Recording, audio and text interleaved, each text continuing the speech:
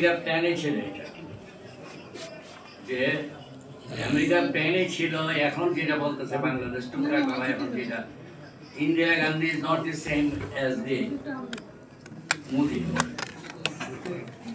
আমি আপনারা বলতেছি ইন্দিরা গান্ধীর সামনে আমার সঙ্গে কথা হয়েছে, আজকে আমি বলতেছি। আমি ইন্ডিয়ান হাই কমিশনে তখন আমরা সমস্ত কেউ জানে না, ইন্দিরা গান্ধী বলে দিয়েছে জেনারেল মানিক শাকের কোন মন্ত্রীকে বলে নাই, nothing short of fall of Dhaka. উনি তখনই জানতো বাংলাদেশ যদি আমি ইন্ডিপেন্ডেন্ট না করে দেই তাহলে ওয়েস্ট বেঙ্গল, আসাম এইগুলো চলে যাবে। এখন যে সমস্যা আমরা এখন ফেস করি, এটা আপনি ঢাকার স্বাধীনতা পাইছেন because of Indira Gandhi only.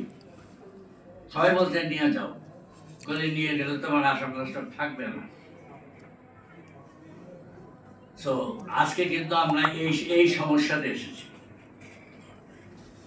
যে আমাদের ঢাকা বাংলাদেশ কিভাবে ইন্ডিপেন্ডেন্ট রাখতে হবে সেটাই এটা মেন কথা। যাই হোক, উনি আর একটা কথা বলছেন যে এটা করতে হলে লিস্ট কস্ট একটা লিস্ট কস্ট, যেহেতু আই ওয়াজ অ্যাকাউন্টেন্ট জেনারেল।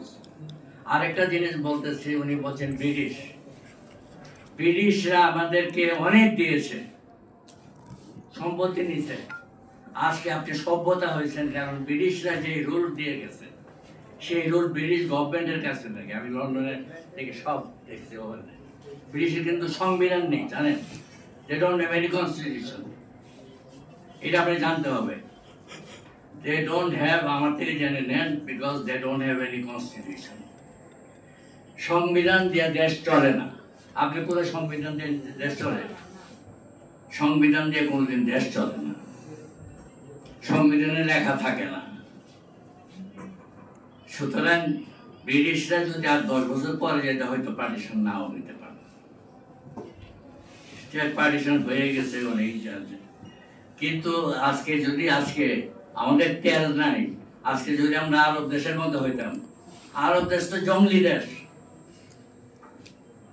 আরবের ইন্ডিপেন্ডেন্স কে রাখছে? আমেরিকা রাখছে। আরবের অবস্থা দেখছে। সুতরাং আমরা উই আর লাকি যে ব্রিটিশরা আমাদেরকে একটা রুল দিয়ে গেছে, সংবিধান দিয়ে দেশ চলে, কিন্তু আইন দিয়ে গেছে।